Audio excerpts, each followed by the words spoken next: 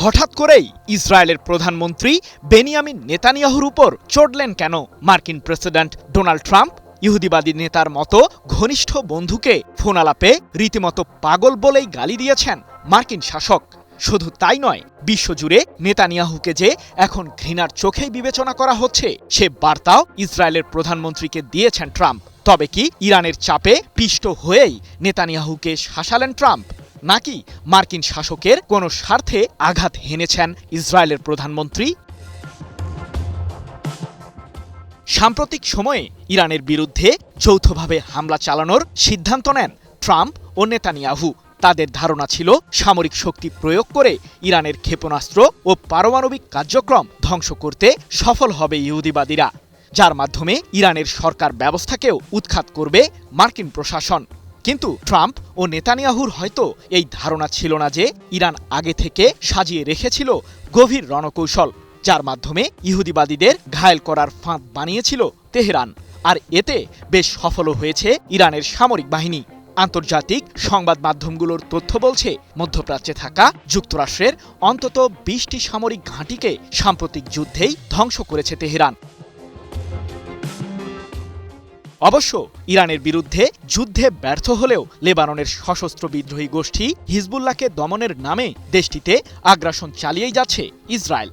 ইহুদিবাদীদের এমন আগ্রাসন বন্ধ না হলে বিভিন্ন জটিল ইস্যুতে সমাধানের পথ খুঁজতে যুক্তরাষ্ট্রের সাথে কূটনৈতিক আলোচনা স্থগিত করার হুমকি দিয়েছে ইরান। এমন প্রেক্ষাপটে যেন কুলকিনারা খুঁজে পাচ্ছেন না ট্রাম্প, কারণ এতদিন নেতানিয়াহুর উপর ভরসা করেই ইরানের বিরুদ্ধে গর্জন দেখাচ্ছিল যুক্তরাষ্ট্র। কিন্তু তেহরানের চাপে পিষ্ট হয়ে ট্রাম্পের সকল পরিকল্পনাই যেন ভেস্তে গেল। তাই তো দীর্ঘদিনের ঘনিষ্ঠ বন্ধুকেই অবশেষে গালি দিলেন ট্রাম্প। তুমি একটা আস্ত পাগল। ঠিক এভাবেই ফোন আলাপে নেতানিয়াহুর উপর ক্ষোভ প্রকাশ করে ট্রাম্প বলেছেন, আমি না থাকলে তুমি জেলে থাকতে, আমি তোমার জীবন রক্ষা করছি। এখন সবাই তোমাকে ঘৃণা করে, যার কারণে ইসরায়েলকে কেউ সহ্য করতে পারছে না।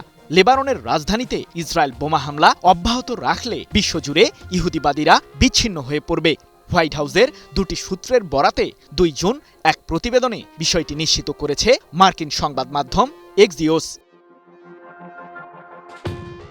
অবশ্য অতীতে ট্রাম্প ও নেতানিয়াহুর মাঝে বেশ কয়েকটি উত্তপ্ত ফোনালাপ হলেও তারা ইরান এবং অন্যান্য ইস্যুতে ঘনিষ্ঠভাবেই একে অপরকে সাহায্য করেছেন।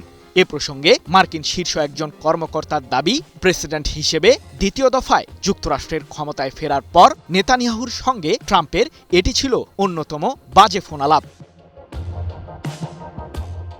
কি বুঝলেন ভাই? অনলি যেটাই চাই।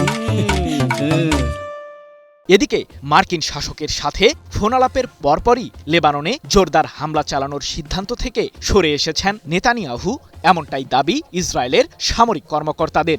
আর ইরানের সাথে যে শান্তি চুক্তি করতে উন্মুখ হয়ে আছেন ট্রাম্প, সেটি তার মন্তব্যেই প্রকাশ পেয়েছে।